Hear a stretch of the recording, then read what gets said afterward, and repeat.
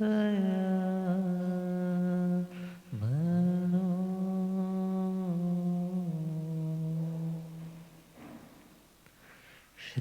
महावीर प्रभु को मेरी वंदना। श्री महावीर प्रभु को वंदना वंदना वंदना वंदना वंदना वंदना वंदना। मुझको तारो प्रभु तारे जो चंदना। मुझको तारो प्रभु तारे जो वंदना वंदना वंदना वंदना वंदना।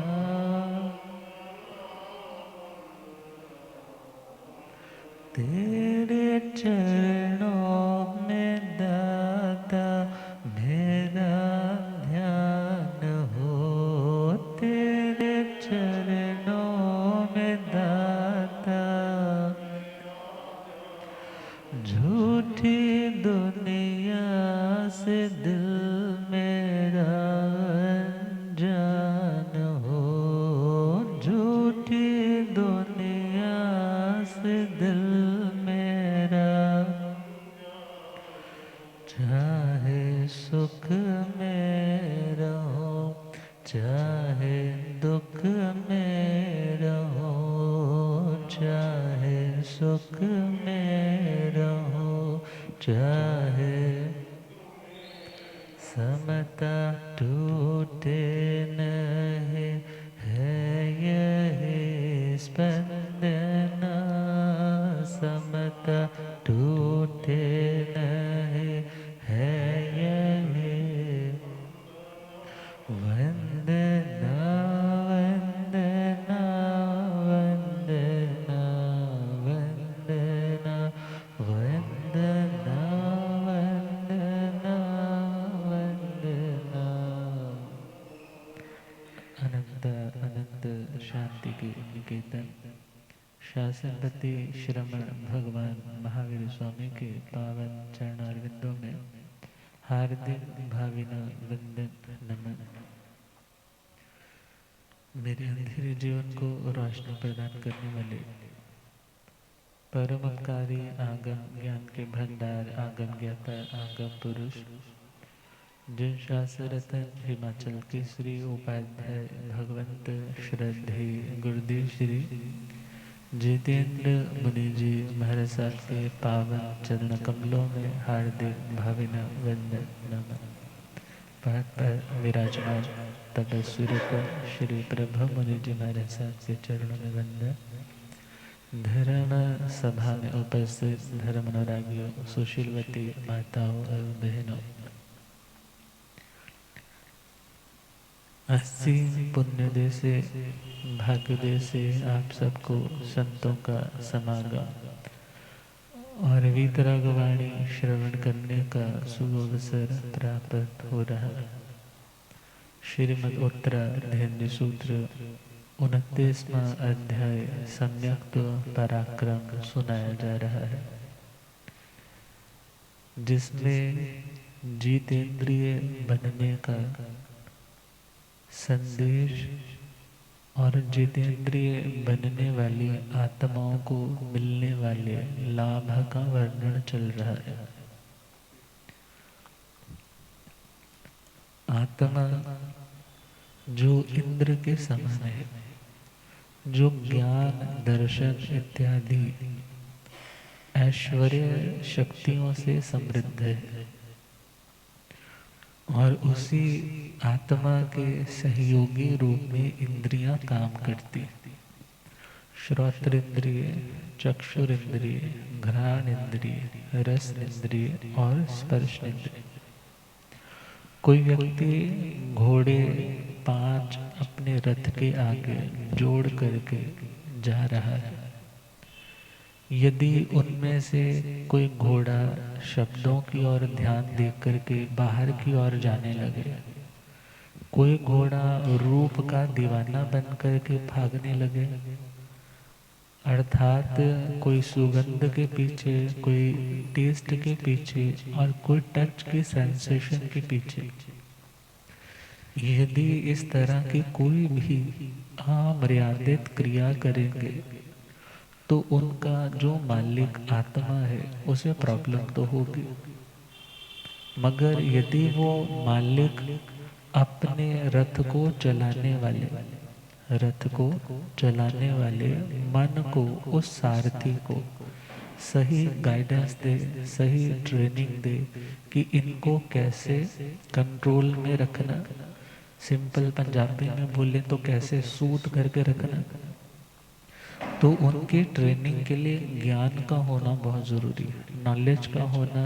ऐसा करने से इसका ये रिजल्ट मिलेगा, ऐसा सोचने से ये रिजल्ट मिलेगा, तो उन सभी रिजल्ट्स के ऊपर बार बार चिंतन मनन करने से वो बातें फिर पराई नहीं बल्कि आत्मा की अपनी बातें बन जाती हैं। और वही चिंतन फिर उसे गलत ट्रैक पर जाने से रोकेगा, क्योंकि जब माइंड की प्रोग्रामिंग अच्छी हो गई है, संस्कार अच्छे हो गए हैं, तो वो आत्मा फिर भटकेगा नहीं। जिस लक्ष्य को लेकर के निकला है उस लक्ष्य तक शांति को अवश्य में प्राप्त करेगा। तो 5 इंद्रियों में अभी तक हमने श्रोत्रेंद्रिय, चक्षुरेंद्रिय के बारे में तो पूरा सुना, मगर तीसरा घ्राण इंद्रिय चल रहा है। भगवान के चरणों में प्रश्न आया कि हे भगवान, यदि कोई व्यक्ति अपनी नासिका पर में सुगंध, दुर्गंध, किसी भी तरह की गंध आने पे खुद को कंट्रोल रखता है, मीन्स राग या द्वेष नहीं करता, अच्छी सुगंध पाने के लिए किसी भी तरह से हिंसात्मक क्रुएलिटी वाले कार्य नहीं करता, और यदि कुछ जिंदगी में गलत सूंघने को भी आता है तो परेशान नहीं होता। वो क्या सोचता है, ये पुद्गल का धर्म है, अच्छे से बुरा, बुरे से अच्छा, मेरा यदि बचाव इनको सूंघने से है तो मुझे इनको नहीं सूंघना चाहिए। और यदि इसी वातावरण में रह कर के ही मेरे को कुछ करना है तो मेरे को अपने पेशेंस लेवल को बढ़ाना होगा। विचार करो, नंदी सेन मुनिराज जी की सेवा की कितनी चर्चा हम सुनते हैं। वो नंदी सेन मुनिराज यदि उन सुगंध दुर्गंध के चक्कर में पड़ जाते तो सेवा नहीं कर पाते। वो ऐसे ऐसे संतों की भी सेवा करते थे जो खाते थे वॉमिट कर देते थे, दस्त लग जाते थे, मगर उनको भी संवारते। पूज्य तपस्वी राजश्री फकीर चंद जी महाराज साहब, वो भी घोर तपस्वी,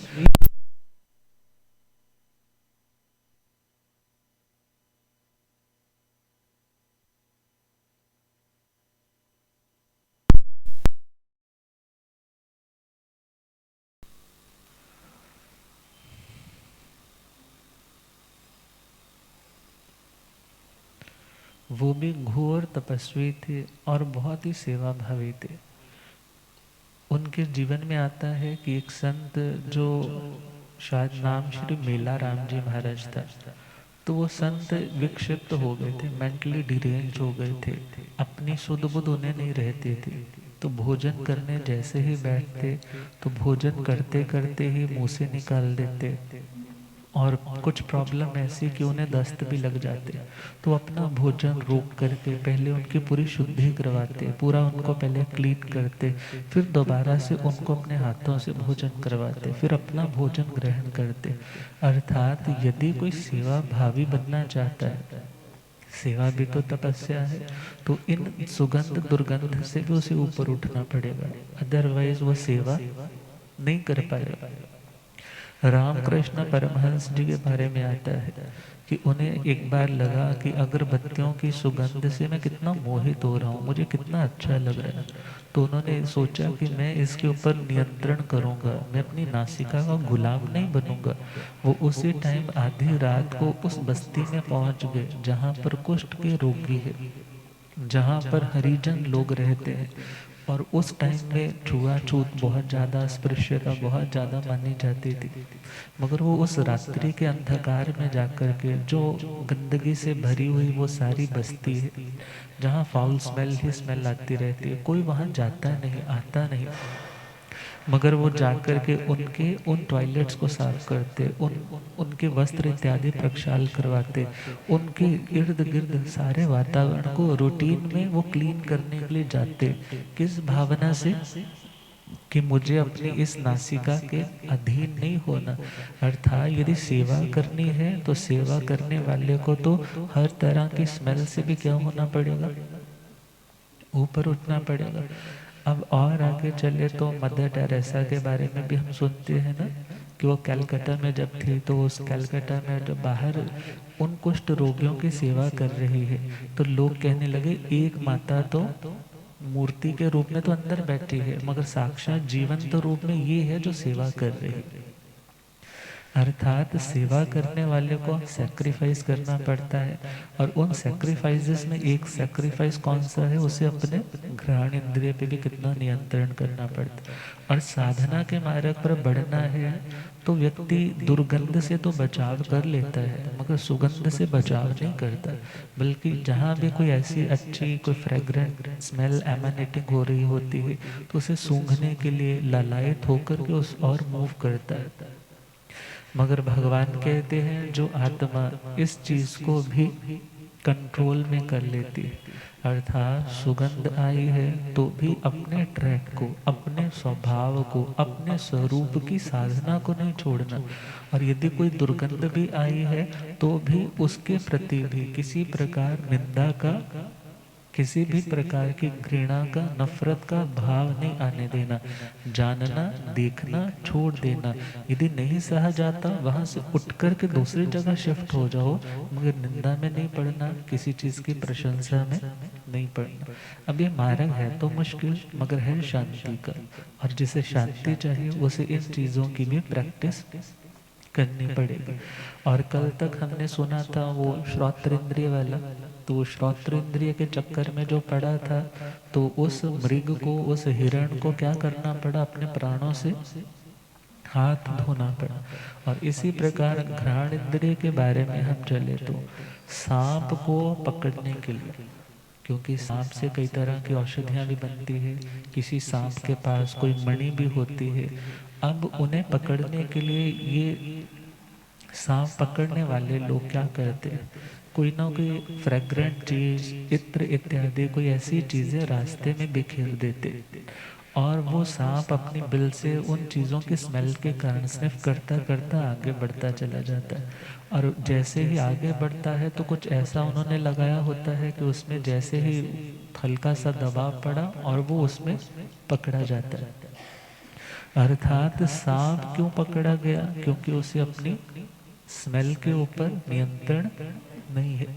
अब इसीलिए तो सुनते हैं ना कितनी बार, चंदन के वृक्षों पे सांप लिपटे रहते हैं, रात की रानी इत्यादि जो फूल होते हैं जो बहुत फ्रेग्रेंट होते हैं, वहां पर भी सांप अक्सर आ जाते हैं। एक फैक्टर तो यह है कि वो सुगंध प्रिय है। अब दूसरा फैक्टर ये भी है कि उसके अंदर आग बहुत है, मीन्स गर्मी, उष्णता बहुत ज़्यादा है। और उस उष्णता को, क्योंकि जहर है, पॉइजन है, इसलिए बहुत उष्णता है। सिंपल आप अपने साथ कंपेयर करके देखें, जब कभी बॉडी में एसिडिक रिएक्शन ज़्यादा होती है, एसिड ज़्यादा बढ़ जाता है तो जलन होती, तो फिर व्यक्ति ठंडे पानी की पट्टियां भी करता है, कभी एसी रूम में बैठता है, कभी कहाँ बैठता है, तो किसके कारण, क्योंकि अंदर वो विष, तेजाब बहुत ज्यादा। अब उसकी बॉडी में भी कितना सारा देखा जाए विष है, और उस विष की शांति के लिए कि मेरे को ठंडक मिले, या तो वो उन चंदन के वृक्षों पे लिपटेगा या ठंडी जगह पर जाएगा। और यहाँ आपने ये भी सुना होगा कि वो सोने के, बोलते हैं ना, यहाँ पर खजाना पड़ा हुआ है, खजाने पे कुंडली मार करके बैठा है, एक उसकी परिग्रह संज्ञा है। मगर दूसरा पॉइंट क्या है, उसे वहाँ ठंडक मिलती है। अब उस ठंडक के चक्कर में वो वहाँ पर बैठा है, मगर यहाँ पर हम अभी पॉइंट जो सुन रहे हैं वो घ्राण इंद्रिय का, मीन्स वो पकड़ा कब जाता है, जब सुगंध के चक्कर में पड़ जाता है। तो दो चीज़ें हैं, साधना के मार्ग से यदि कोई पतित होता है तो उसमें इंद्रियां कारण बन जाती है। पहला कारण सुगंध का, सुगंध में पड़ेगा, मोहित हो जाएगा, मोहित हो जाएगा, अपनी मर्यादा भूल जाएगा, मर्यादा भूल जाएगा तो जो नहीं करना वो कर बैठेगा, फिर उसके बाद पश्चाताप करना पड़े। और दूसरा पॉइंट है, यदि नफरत करेगा, घृणा करेगा, तो जो सेवा का कहीं से मौका मिल सकता था, वहाँ वह व्यक्ति फिर उस सेवा का मौका नहीं ले पाया। तो भगवान कहते हैं जो अपनी इस घ्राणेन्द्रिय पर नियंत्रण करता है तो फिर तब पचयं कम्मं न बंधई, अर्थात घ्राणेन्द्रिय के संयम के कारण, उसके ऊपर कंट्रोल के कारण, मनोज्ञ या अमनोज्ञ, मनोज्ञ मतलब मन भावन और अमनोज्ञ का मतलब जो मन को अच्छा नहीं लगता, दोनों तरह की स्थितियों में फिर वो आत्मा स्वयं को स्टेबल रख पाएगा। स्टेबल रख पाएगा तो क्या होगा, नया कर्म नहीं बांधेगा, क्योंकि कर्म बंध आत्मा कब करता है, जब राग में आता है या द्वेष में आता है। किसी चीज को सूंघने मात्र से तुम्हारा कर्म नहीं बंधेगा, भले वो बढ़िया वाली फ्रेग्रेंस है, भले वो बड़ी फाउल स्मेल है। कर्म कब बंधेगा, जब तुम उसके प्रति राग, आसक्ति, अटैच्ड हो जाओगे, या उसके प्रति तुम्हारे मन में नफरत आएगी। अब विचार करना है, तुमने उसको अप्रिशिएट किया कि बहुत बढ़िया है, तो इट मीन्स उसके बनने में जितना भी आरंभ, जितनी भी हिंसा, जितनी भी जीवों की विराधना हुई, you are appreciating the whole process. तुम उसको क्या कर रहे हो, बहुत अच्छा हुआ, मीन्स उसको बनने में जितने भी जीवों का आरंभ समारंभ हिंसा हुई, तुमने प्रशंसा की, मीन्स तुमने उसके ऊपर अपनी ओर से साइन कर दिए, बढ़िया काम है। और सपोज कुछ बुरी स्मेल आ रही है, तो बुरी स्मेल के लिए भी तुमने उसके प्रति नफरत की, तो इट मीन्स तुमने क्या बोला कि यदि ये कुछ भी बना है तो इट मीन्स इनका घात भी हुआ है, तो ये सेक्रीफाइस जीरो है भाई, इसमें भी कुछ नहीं। मीन्स एक के मरने को तुमने बोला बिल्कुल बहुत अच्छा है, एक के मरने को बोला कि कोई फायदा नहीं है ऐसे मरने का। मीन्स तुमने निंदा और प्रशंसा, इन दोनों रिएक्शंस के माध्यम से नया कर्म का खाता स्टार्ट कर दिया। पुराने वाला, यदि हम कभी कुछ अच्छा सूंघते थे तो मन में क्यों आया, पहला क्वेश्चन तो ये आता है ना, यदि स्मेल आएगी तो मन में तो आएगा ही ना, बढ़िया वाली स्मेल है और सूंघो, मगर ये मन में क्यों आया। तो यहाँ पर थोड़ा सा हम सूक्ष्मता में चले तो दिस इज ड्यू टू रति मोहनीय कर्म। ये किसके कारण आता है, रति मोहनीय कर्म। मीन्स हमने जब किसी अच्छी चीज की, मतलब जो हमारे अनुकूल है, उसको अप्रिशिएट किया, उसको उसकी भावना, भाई ये मिलना चाहिए, तो जब वो सिचुएशन दोबारा से क्रिएट हुई, वो निमित्त, वो एटमॉस्फेयर दोबारा से बना, तो हमारे को वो चीजें मिलते सारे मन में फिर क्या होने लग पड़ा, मन में फिर दोबारा से वैसे उतार चढ़ाव आने लगा। मगर ऐसे टाइम में भगवान कहते हैं यदि तुम स्टेबल हो गए, यदि तुमने मात्र उन पदगुलों का परिणमन है, अच्छे से बुरा, बुरे से अच्छा होना जानना है, देखा है, मगर उसके प्रति कोई राग या द्वेष नहीं रखा, तो वो पुराना संस्कार जिसके कारण आज वो वातावरण बन रहा था, वातावरण के कारण तुम थोड़ा बहुत अनस्टेबल हो रहे थे, भगवान कहते हैं उस टाइम यदि तुम स्टेबल रह गए तो तुम्हारा patience level of stability, immune system of stability, stable रहने का जो तुम्हारा मादा है, जो एबिलिटी है, वो और बढ़ती चली जाएगी। और यदि अनस्टेबल होकर उसके साथ बह गए तो तुम्हारी अनस्टेबिलिटी और ज्यादा बढ़ती चली जाएगी। तो भगवान ने कहा तब पचयं कम्मं न बंधे, मीन्स राग और द्वेष के कारण जो कर्म बंधते हैं, मीन्स राग और द्वेष के निमित्त से फिर नया कर्म नहीं बनेगा। पूर्व बद्धं च निर्जरे, और जो पूर्व के हमने बांध रहे हैं, कौन से कर्म बांध रखे हैं, रति मोहनीय कर्म, अरति मोहनीय कर्म। रति मोहनीय कर्म जो लगाव पैदा करते हैं, अरति मोहनीय कर्म जो हमारे में किसी के प्रति उदासीनता, या हम चले तो नौ कषाय में जो जुगुप्सा है, जुगुप्सा किसका रूप है? वो भी तो द्वेष का ही तो रूप है। अर्थात जितना हम स्टेबल रहेंगे उतने वो संस्कार क्षीण होंगे, जिन संस्कारों के कारण हम किसी चीज को अप्रिशिएट या किसी की निंदा करते और नए कर्म का उपार्जन कर लेते। तो भगवान ने कहा जब ऐसे कर्म कटते जाएंगे तो एक टाइम आएगा वो पूरी तरह से स्टेबल हो जाएगा। कुछ भी अगरबत्तियां भी जल रही हैं तो भी उससे कोई फर्क नहीं पड़ता, कोई गंदगी के ढेर भी है तो भी उससे कोई फर्क नहीं पड़ता। क्यों? क्योंकि आत्मा का जो स्वरूप शुद्ध स्वरूप है उसमें उसको वास्तविक रूप में कोई फर्क नहीं पड़ता, मगर जो कर्म के साथ लिप्त आत्मा का स्वरूप है उसको फर्क पड़ता है।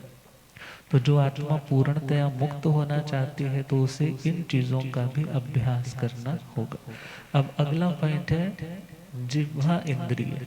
कौन सी इंद्रिय? रसनेंद्रिय को क्या बोलते हैं? जिह्वा इंद्रिय। पंजाबी में जीभ बोल देते हैं और इंग्लिश में टंग बोल देते हैं। तो भगवान कहते हैं इसका भी निग्रह करना है। इसका भी क्या करना है? निग्रह। अब निग्रह का मतलब ये नहीं है कि तुम अपनी जुबान के ऊपर, जैसे आजकल देखते हैं ना कितने लोग अपने देव देवियों को खुश करने के लिए जुबान पे वो सिलाइयों से क्या कर लेते हैं, अपनी जुबान को काट करके चढ़ा देता है, कोई उसमें छिद्र कर देता है। मगर ऐसा करना वो जीव इंद्रिय का निग्रह नहीं है, बल्कि जीव इंद्रिय का निग्रह जो भगवान समझाने जा रहे हैं उस तरीके से करना। क्योंकि इस जुबान से दो काम होते हैं, बोलने का और दूसरा चखने का। मीन्स इसे रसनेंद्रिय भी बोलते हैं क्योंकि इसके माध्यम से आत्मा रसों की अनुभूति करती है कि ये कड़वा है, तीखा है, खट्टा है, मीठा है, खारा, कैसे टेस्ट वाला है। तो भगवान से पूछा जिब विद्ये निगहेण बनते जीवे किम जने, कि हे भगवान यदि कोई आत्मा अपनी इस जिह्वा को कंट्रोल में करता है, किस तरह से कंट्रोल में? यहाँ बोलने का प्रसंग नहीं दिया है, यहाँ पर कौन सा प्रसंग दिया है? टेस्ट वाला। अर्थात यदि अच्छा मिला तो भी वो अपने आप को संयमित रखता है, कोई अप्रिशिएट नहीं कर रहा। कुछ बुरा भी है तो भी उसको किसी भी तरह से क्रिटिसाइज नहीं कर रहा, कुछ गलत नहीं बोल रहा। तो इस तरह की आदत से, इस तरह की भीतर की उसकी स्टेबिलिटी से आत्मा को मिलेगा क्या? तो भगवान कहते हैं जिब विद्ये निगहेण मणुन्ना अमणुन्यसु रसेसु राग दोष निग्रह जने। जो आत्मा अपने इस रसनेंद्रिय पे निग्रह, लगाम, अंकुश, कंट्रोल, उसे वश करना प्रारंभ कर देती है, तो भगवान कहते हैं मनोज्ञ और अमनोज्ञ दो ही तरह की दुनिया में चीजें होती, या प्रिय या अप्रिय। जो प्रिय है वो क्यों प्रिय है? क्योंकि हमारे मन के अनुकूल है। कोई अप्रिय है तो अप्रिय क्यों है? क्योंकि हमारे मन के वो प्रतिकूल है। और जो मनों के अनुकूल रहती है व्यक्ति उससे प्यार करता है, और जो मन से अनुकूल नहीं होता उसको दुत्कार देता है। जहाँ राग होता है वहाँ व्यक्ति मदहोशी में है, यहाँ द्वेष होता है वहाँ भी व्यक्ति बेहोशी में है। मीन्स राग में की जाने वाली कोई भी प्रवृत्ति, कोई भी क्रिया वो उसी तरह है जैसे कोई शराब पी करके गाड़ी चला रहा है। अब शराब पी के चलाएगा तो क्या होगा? जितनी ज्यादा ड्रिंक कर रखी होगी उतना ही एक्सीडेंट के चांस ज्यादा हो जाए। उसी प्रकार जितना ज्यादा राग का नशा होगा उतनी ही ज्यादा तुम्हारी मोक्ष की यात्रा की जो ट्रैवलिंग चल रही है इसमें कोई ना कोई एक्सीडेंट, कर्म बंधन की संभावनाएं होगी। और जितना ज्यादा द्वेष का भी नशा है उतनी ही ज्यादा फिर से एक्सीडेंट की संभावना है। ये नहीं है कि सिर्फ और सिर्फ राग करने से ही कर्म बंधेंगे, द्वेष करने से नहीं। तो भगवान ने कहा मनोज्ञ और अमनोज्ञ। मनोज्ञ जिसको मन जानता है। मन किसको जानता है? जो अपने अनुकूल चलता है ना उसको तो जानता है, और जो अपने अनुकूल नहीं चलता तो बोलता है मैं नहीं उसको जानता। और इसी प्रकार जो मन के अनुकूल विषय है भगवान कहते हैं यदि वो खाने को मिलते हैं और यदि वो विषय, वो पदार्थ जो तुम्हें खाने में स्वादिष्ट नहीं लगते, जो खाने में तुम्हें टेस्टी नहीं लगते, और ऐसे टाइम में सपोज कुछ भी आएगा, यदि तुमने अपनी इस रसनेंद्रिय पर नियंत्रण करना सीखा है तो अनुकूल मिलने पर तुम स्वाद लेकर के नहीं खाओगे। स्वाद का मतलब स्वाद आना, स्वाद लेना, दो चीजें अलग अलग है। स्वाद आना और स्वाद लेना। इवन आचार्य सूत्र में आता है, यदि सपोज तुम राइट वाले इस जबड़े से भोजन कर रहे हो तो टेस्ट की एनहेंसमेंट के लिए, स्वाद को और अच्छा करने के लिए तुम राइट से लेफ्ट की और उस भोजन के कवल को घुमाओ नहीं, उसको रोटेट मत करो। अर्थात जिस तरह से चबा रहे हो बस ऐसे चबाते जाओ जैसे एक सांप अपने बिल में प्रवेश करता है, ऐसे भोजन मानो तुम्हारे उस फूड पाइप में प्रवेश हो जाए। चबाओ, चबाने की मनाही नहीं है। ये थोड़े है भोजन का ग्रास लिया और गाय की तरह वो आटे का पेड़ा निगल लिया, ऐसा तो नहीं होगा। मगर उसको च्यू करने का भगवान ने कोई निषेध नहीं किया। भगवान ने कहा जो उसका टेस्ट है वो आएगा, जो उसका टेस्ट है वो आएगा, क्योंकि हमारे इस टंग के ऊपर जो रिसेप्टर्स लगे हैं वो अलग अलग जो टेस्ट को रिसीव करने वाले बैठे हैं, वो टेस्ट तो वही आएगा जो टेस्ट है। अब ये तो है नहीं है कि तुम चीनी का चम्मच मुंह में डालो और बोलो नमकीन नमकीन लग रहा है, ऐसा तो नहीं होगा। अर्थात जो टेस्ट है वो तो आएगा, टेस्ट का आना तुम नहीं रोक सकते, मगर टेस्ट को लेना, उसको अप्रिशिएट करना या उसको क्रिटिसाइज करना, ये तो तुम्हारे हाथ की बात है। तो भगवान ने क्या बोला कि जब तुम अपने रसनेंद्रिय पर विजय प्राप्त करने के लिए, निग्रह करने के लिए चल पड़े हो, तो तुम ऐसा समय आएगा, मनोज्ञ मिले या अमनोज्ञ मिले, मन चाहा भोजन मिले या मन चाहा भोजन ना मिले, दोनों स्थितियों में भगवान कहते हैं तुम स्टेबल रह पाओ। आप विचार करो ना, जिन लोगों को गरम गरम परांठे उतरते उतरते खाने की आदत है और कभी किसी जगह पर गए वैसा नहीं मिला, नहीं मिला तो क्या बोलेंगे, उन्होंने तो हमें ढंग से खाना भी नहीं खिलाया। आपकी नाराजगी का कारण क्या बना? नाराजगी का कारण क्या बना? क्योंकि आप अनुकूलता में जीना ज्यादा सीख गए और उसके कारण आज थोड़ी सी भी प्रतिकूलता आपसे असहनीय हो गई। तो भगवान ने कहा अपनी जिह्वा को कंट्रोल करना, और इसको कंट्रोल करने से क्या होगा, तप पचय्यम कम्मं न बंधई पुव्व बद्धं च निर्जरी। तत्प्रत्ययिक, तत्प्रत्यय का मतलब है कि उस मनोज्ञ अमनोज्ञ, मनोज्ञ का मतलब आपकी लैंग्वेज में बोले यम्मी फूड, बहुत स्वादिष्ट है, बहुत टेस्टी है, और अमनोज्ञ का मतलब जिसको देख करके चख करके बस ये होता है छोड़ दो, फेंक दो, कोई जरूरत नहीं है इसको खाने की। अर्थात वो मनोज्ञ और अमनोज्ञ भावों के कारण जो कर्म बंधते थे, राग से द्वेष से जो कर्म बंधते थे, अर्थात भोजन की थाली में कुछ भी आया है तो उसको इतना सा बनने में भी कितने जीवों की विराधना हुई। थोड़ा सा विचार करो ना, एक फुल्का ही ले लो, एक रोटी ही ले लो, तो उस एक रोटी को बनने में कितना कुछ हुआ है। उस किसान ने पहले बीज लेकर आया होगा, फिर उसने पृथ्वी काय की पूरी विराधना की, उसमें हल चलाया है, फिर उसके बाद पानी भी डाला है, अप काय की विराधना हुई, फिर आगे चले तो आगे चलते जाएं वो ग्रो होने लगा है, कितना कुछ फीड भी बीच में डाल रहा है, कितने छोटे छोटे जीव जंतु पैदा होते हैं, पानी लगाता है तो कितने छोटे छोटे जीव मर भी जाते हैं।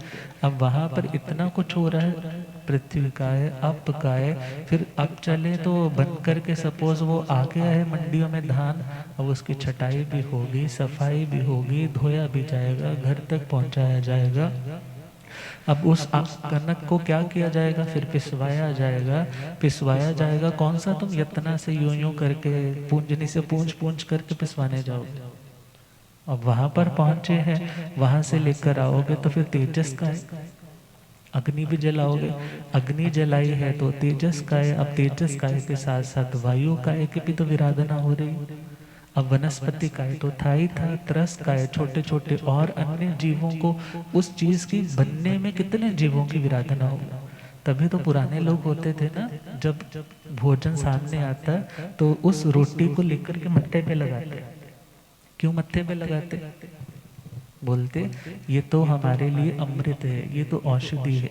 मगर आज के टाइम में खुद से पूछो कि कौन है जो आज भोजन की थाली आने पर बड़े रिस्पेक्टफुली उस भोजन को मस्तक से लगाता है। गुरुद्वारों में जाओ तो आज भी जैसे ही प्रसाद आगे आता है तो वैसे करते हैं। अब विचार करना है कि हमारा जो कल्चर है वो कोई होटल कल्चर नहीं है। कल्चर तो वही है कि गुरु के घर में आए हैं, गुरु के घर में जो प्रसाद मिले, और वो कल्चर तुम्हारे घरों में भी होना चाहिए। अर्थात भोजन है, एक तो भोजन बनाने वाला शांति से बनाए, रिस्पेक्टफुली उसको दे। खाने वाला भी क्या सोचे कि कितने जीवों की घात के बाद ये चीज आज सामने आई है, तो मैं उनकी घात की अनुमोदना नहीं करूंगा। क्या नहीं करूंगा? उस घात की अनुमोदना, उसको अप्रिशिएट नहीं करूंगा। और यदि ठीक नहीं है तो भी उसकी निंदा निंदा नहीं करूं।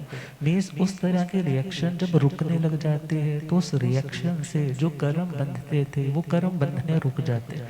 जब वो कर्म बंधने रुक गए हैं तो भगवान कहते हैं धीरे धीरे उस आत्मा का फिर अनाहारक स्वरूप भी प्रकट होगा। क्योंकि वो भोजन क्यों करता है? शरीर को चलाने के लिए। मगर शरीर को चलाना तो जरूरी है क्योंकि साधना में आगे बढ़ना, मगर स्वाद के चक्कर में पड़ेगा तो विराधना में आ जाएगा। सुव्रत मुनिराज जी का आता है ना, एक लड्डू के चक्कर में, लड्डू खाना था ना, आज बड़ा मन कर रहा था लड्डू खाना। अब एक घर दो घर सारा शहर घूम लिया, मगर आज वो लड्डू नहीं मिला। वो सिंह केसरिया मोदक होगा। मगर जब रात हो गई, एक श्रावक ने देखा रे ये तो बिल्कुल ही भावावेश में ये भी भूल गए कि सनसेट हो गया। तो वो उनको अपने घर पे लिया, महाराज मेरे घर में तैयार है, और उनके भोजन पात्र में डाल रहा है। और जैसे ही डाल रहा है, डाल करके संतों ने तो झोली उठा ली है। क्योंकि आवेश ऐसा रहता है जिसमें व्यक्ति को कुछ भी ख्याल नहीं रहता। और जैसे ही उठाई है, कहने लगे महाराज बाहर देखना समय कितना हो गया। जैसे ही बाहर देखा, बाहर तो तारे टिमटिमाने लग पड़े। कहने लगे महाराज आप चिंता ना करें, मैं श्रावक हूँ, मैं अम्मा पीरों के समान हूँ, मैं कोई निंदक नहीं हूँ, संघ का पतन करने वाला नहीं हूँ। गलती हो गई है, कर्म है, किसी का भी उदय में आ सकता है। आप कृपा करके ऊपर वाला पोर्शन खाली पड़ा है, इन्हें पलट करके आज रात्रि वही विश्राम करें, सुबह आप चले जाइए। अब वो जैसे ही ऊपर गए हैं तो उन पहले तो उन लड्डुओं को बुसराया, फिर उसके बाद आलोचना, निंदना, गणना, पश्चाताप इतना गहरा गहरा गहरा होने लग पड़ा कि अपूर्व श्रेणी का आरोहण हो गया। और वहीं पर उन्हें केवल ज्ञान और केवल दर्शन हो। आप कहोगे हमारे फिर तो वरदान बन गया उनके लिए। मगर वो श्रावक अच्छा मिल गया, अदरवाइज तो हो सकता है ज्यादा निंदा सुनते तो वो भटक भी जाते, मगर उनको संभालने वाले का भी तो उपकार हो गया। अर्थात यदि रस इंद्रिय पे नियंत्रण है तो दुनिया के लिहाजे से देखे तो व्यक्ति कोई अभक्ष्य चीज का सेवन नहीं करेगा। आज भक्ष्य अभक्ष्य का विवेक क्यों नहीं रखा जाता? क्योंकि बोलते हैं स्वादिष्ट बहुत है, वहाँ का केक बहुत अच्छा है, वहाँ की फ्रेंच फ्राइज बहुत अच्छी है, वहाँ का पिज़्ज़ा बहुत अच्छा है, वहाँ का बर्गर बहुत अच्छा है, वहाँ की ये मिठाई बहुत अच्छी है, वहाँ की ये कुकीज़ बहुत अच्छी है। अब वो ले तो ली, और ये भी पता है कि थोड़ा बहुत उसमें होता भी है। अब फिर भी क्या बोलते, मैंने कौन सा उसको इस चीज़ के पैसे दिए, मैंने कौन सा उसको बोल रहा है कुछ डालो। अब इतना तो चलता है, हम क्या क्या छोड़ेंगे। तो ध्यान देना है, जब इतना जिंदगी में वीक पॉइंट आता है तो धीरे धीरे बड़ा भी हो जाता है। यदि आज एक क्रैक मटके में आता है तो धीरे धीरे वो सारा पानी भी निकल जाता है। इसलिए इन चीज़ों में तो एटलीस्ट हमें और स्ट्रांग होना चाहिए। मगर जब खाने पीने की बात आती है तो पुराने संत बोलते थे लुल्लो बाई, लालो भाई, ये कंट्रोल में नहीं आती। इतनी इतनी उम्र हो जाती है मगर फिर भी व्यक्ति को ये समझ में नहीं आती कि ये रस इंद्रिय तो कैसी है, उत्तर या घाटी हो या माटी, उत्तर या घाटी हो या माटी। अर्थात तुम्हें खाना है, चलो ठीक है तुम अच्छा खाओ, मगर एटलीस्ट तुम अभक्ष्य तो मत खाओ। और यदि अच्छा भी खाया है तो उसकी एप्रिसिएशन में मत पड़ो, उसकी निंदा में मत पड़ो। इतना तो हो सकता है। और यदि ऐसा नहीं है तो स्वाद के चक्कर में कहीं पर कोई चीज़ खाई है तो बोलेगा जी वहीं जाकर के खाना है, जी वहीं की चीज़ खानी है। अब गाड़ी उठाएगा एकदम अंदर से तलब सी होती है, वहाँ जाकर के खाना है, वहाँ जाकर के खाना है। तो अच्छा तू वहाँ जा रहे है, वहाँ से ये ले आना। ये सारी चीज़ें किस कारण से हो रही है, इतनी अनस्टेबिलिटी क्यों हो रही है? क्योंकि उसका अपने रस इंद्रिय पे नियंत्रण नहीं है। जब नियंत्रण आ जाएगा तो उस रस इंद्रिय के अनियंत्रण के कारण जो जो कर्म बंधन हो रहे थे, भगवान कह रहे हैं वो रुकने लग जाएंगे। और जो रुके हैं उसके साथ साथ जो पूर्व के संस्कार, पूर्व के संस्कार भी तो ऐसे बैठे हैं ना, जो बार बार कुछ अच्छा मिलने पर उसकी एप्रिसिएशन करने के लिए मन से तुम्हें अंदर से फोर्स करते हैं, या कुछ बुरा है तो निंदा करने के लिए तुम्हें कहते हैं ये घटिया। भगवान कहते हैं वो संस्कार भी क्षीण होते हैं। वो संस्कार भी क्या होते हैं? वो संस्कार भी क्षीण होंगे जब तुम इसकी प्रैक्टिस करोगे। और मछली क्यों पकड़ी जाती है? मछली पकड़ने वाले वो हुक लेते हैं और उस हुक के किनारे थोड़ा सा मांस का टुकड़ा, कोई गोली आटे की लगा देता है, और फिर उसको जैसे ही पानी में उतारते वो तो लपकती है कि कितना दानी कोई महापुरुष आया है, हमारे खाने का ध्यान रख रहा है। मगर जैसे ही लपकी है और गले में वो हुक अटक जाती है और फिर उसको बाहर निकाल लेते। ऐसे ही जो व्यक्ति रस इंद्रिय का गुलाम बन जाता है, भगवान कहते हैं वो बहुश्रुत नहीं बन सकता, वो अपनी साधना में आगे नहीं बढ़ सकता। अतः स्वाद के लिए भोजन नहीं करना, बल्कि शरीर को चलाना है, तुम्हें न्यूट्रिएंट्स कंप्लीट करने हैं, तुम्हें डाइट हेल्दी अच्छी लेनी है। इस चीज़ के लिए कोई मनाही नहीं है। मगर मनाही किस चीज़ की है? एक तो तुम्हें उनकी एप्रिसिएशन में नहीं पड़ना, एक उनकी निंदा में नहीं पड़ना, और तीसरा किसी अभक्ष्य पदार्थ का सेवन नहीं करना। जब इतने मौलिक फंडामेंटल मोटी मोटी बातों का भी ध्यान रखेंगे ना, आप खुद ध्यान रखेंगे, बच्चे भी ध्यान रखेंगे। आप बच्चों को चीज़ प्रोवाइड नहीं करवाएंगे तो बच्चे अपने आप 8-10 बार आपको बोल करके फिर मना कर देंगे, चलो ठीक है। और ध्यान देना है, बहुत सी चीज़ें ऐसी हैं जिन पे ग्रीन मार्क तो लगा है, मगर ग्रीन मार्क लगने के बावजूद भी उनमें जो प्रिजर्वेटिव्स यूज़ हो रहे हैं, इमल्सिफायर्स यूज़ हो रहे हैं, वो कुछ तो ऐसे हैं जिनके सोर्स एनिमल और वेजिटेबल्स दोनों हैं। और वेजिटेबल सोर्स से जो लेसेथिन बनती है, सोया लेसेथिन बनती है, वो तो देखा जाए थोड़ी महंगी पड़ती है, और जो नॉन वेजिटेरियन सोर्सेज से वो चीज़ें बनती है वो सस्ती बनती है। और बहुत बार ग्रीन मार्क तो लग गया, मगर इमल्सिफायर्स पे उन्होंने जस्ट ई नंबरिंग कोडिंग दे रखी होती, उससे ये नहीं पता लगता कि उन्होंने कौन सा कहाँ से डिराइव्ड करके इस चीज़ को यूज़ किया। तो उसके लिए बहुत सी ऐसी ऐसी साइट्स हैं, जैसे पेटपीटा की है, और भी कई ऐसी ऑर्गेनाइजेशंस है जो तुम्हें बता देती है। एटलीस्ट तुम उन चीज़ों से बच सकते हो, क्योंकि बहुत बड़ी बड़ी कह देते हैं ना ये इंटरनेशनल कंपनीज थोड़ा ऐसा करेंगे। मगर एक छोटा सा एग्जांपल, एक बार हमने ट्राई किया था कि डेयरी सिल्क या कोई और जितनी भी चलती हैं आजकल चॉकलेट्स वगैरह, तो किसी को बोला कि भाई तुम वकील हो तो तुम हाई कोर्ट में इसके लिए क्या करो, हाई कोर्ट में हमें जिसको बोलते हैं ना इसके बारे में बताओ कि इसमें क्या क्या है। तो उन्होंने बड़ी ट्राई की, फिर लास्ट में बोला महाराज these companies are not bound to RTI act, वो नहीं बताएंगे कि हमने इसमें क्या यूज़ किया है, वो अपनी ऐसे ही नंबरिंग्स की कोटिंग देंगे। तो जहाँ पर इतना डाउटफुल है तो वहाँ पर उन चीज़ों का सेवन मीन्स खुद भी सेवन नहीं करें, बच्चों को भी अवेयर करें, तुम चेक करके चीज़ को लो। और तीसरी बात है, ऐसी चीज़ें ना गिफ्ट में दें और ना गिफ्ट में लें। जब इन चीज़ों का खुद विवेक रखेंगे तो तुम अपने जैन कल्चर को भी प्रमोट कर रहे हो। अभक्ष्य चीज़ों से बचने में तुम देखा जाए तो धर्म को ही फैला रहे हैं। तो इन चीज़ों का ध्यान कौन रखेगा? जिसका खुद का रस इंद्रिय के ऊपर नियंत्रण है।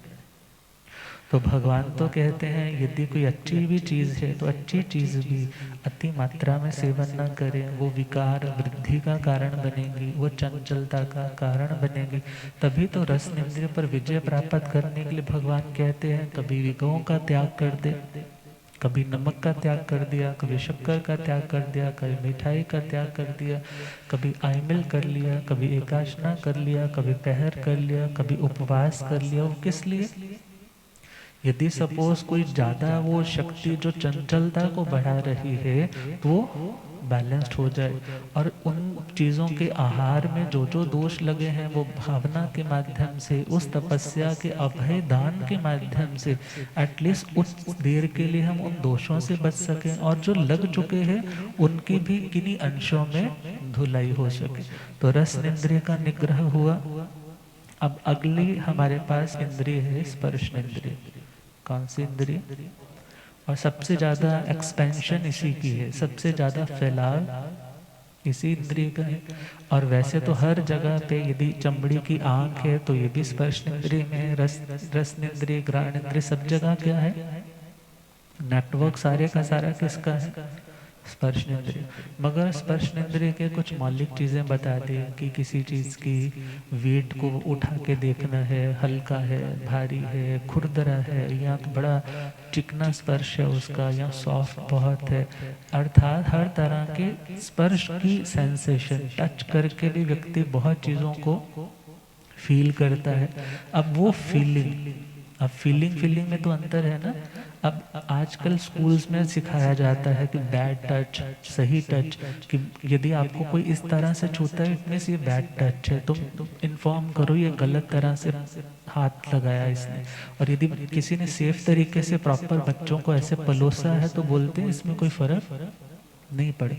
मीन्स फीलिंग के अंतर से कर्म के बंधन में भी अंतर आता है, कर्म के बंधन में भी अंतर आता है। तो स्पर्श इंद्रिय भगवान से पूछा, फास इंद्रिय निगहेण भंते जीवे किम जने। तो भगवान उत्तर दे रहे हैं, फास इंद्रिय निगहेण मणुन्ना अमणुन्नेसु फासेसु राग दोष निगहं जने तप पचयं कम्मं ने बंधई पुव बद्धं च निज्जरे। जो आत्मा स्पर्श इंद्रिय, अपनी स्पर्श इंद्रियों को कंट्रोल का मतलब क्या है?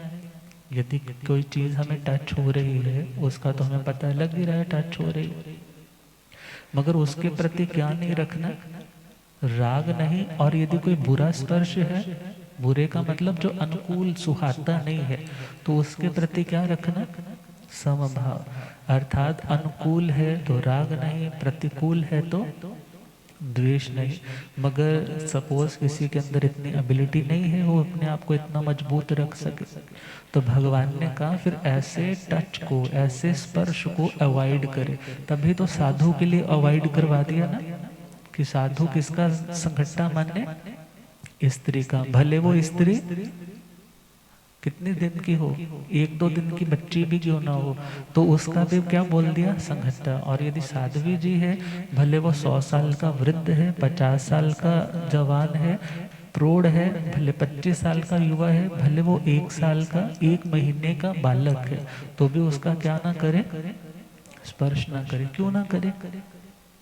उसका रीजन क्या दिया? कि वो निमित्त बन सकता है। गुरुदेव पधारे। हो रब मेरा सतगुरु बन के आया मैनू,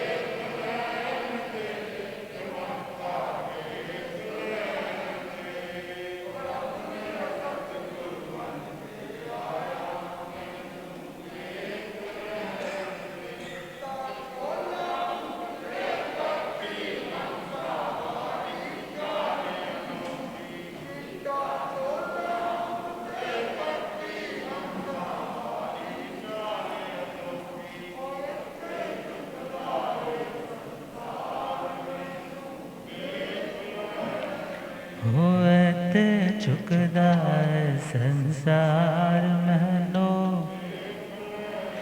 हो रब मेरा सतगुरु बन के आया मैनो। बोलिए आगम ज्ञाता आगम पुरुष जन शास्त्र तंत्र हिमाचल केसरी उपाध्याय भगवंत श्रद्धे गुरुदेव श्री जितेंद्र मुनि जी।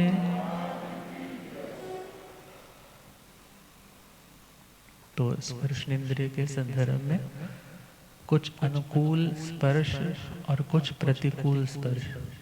तो भगवान ने किस लिए ये नियम दे दिए? भले ये बाद वाले आचार्यों के ज़्यादा सॉलिड नियम्स है कि संघट्टा इस चीज़ का तुम्हारे चारित्र में दोष लेकर आ सकता है, इसलिए छोटे वाले लेवल से बंद कर दिया, तो बड़े वाले लेवल की तो छूट रखी ही नहीं।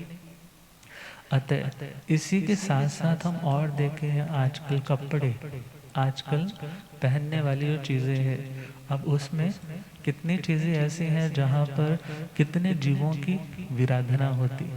और जैसे आजकल अब सर्दियाँ आ जाएंगी तो डाउन डक फेदर की जैकेट्स आने लग जाएंगे, लेदर की जैकेट्स पहनेंगे। अब विचार करें वो बनाने के लिए कितना कितना जीवों को प्रताड़ित किया जाता है, कितने जीवों को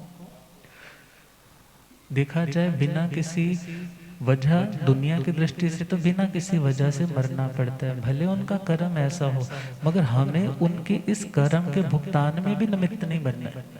क्या नहीं बनना है? निमित्त नहीं बनना। मीन्स यदि तुम्हें कुछ करना भी होता है तो बोलते हैं ना, beauty without cruelty. Without cruelty यदि तुम चलोगे तो तुम आगे बढ़ पाओगे। परिग्रह का परिमाण लेकर के चलोगे तो भी इन दोषों से बच सकोगे। मगर वो अच्छा लगा, वो अच्छा लगा। अब एलवी ब्रांड, पता नहीं कितने सारे ब्रांड्स हैं। अब दिखने में तो लगता है अच्छा ये तो 2.5 लाख का पर्स है, ये तो 1 लाख की जस्ट मेरी बेल्ट है, ये तो वॉलेट मेरा तो महाराज 1.25 लाख का है। और जब पता चलता है कि ये किस चीज़ का बना है, क्रोकोडाइल की स्किन का बना है, ये स्किन का बना है, ये स्किन का बना है।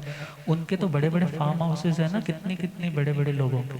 अब वो लोग क्या करते हैं? खेती करते हैं, ऐसे पशुओं को पालते हैं, फिर निर्दयता के साथ उन्हें मार देते।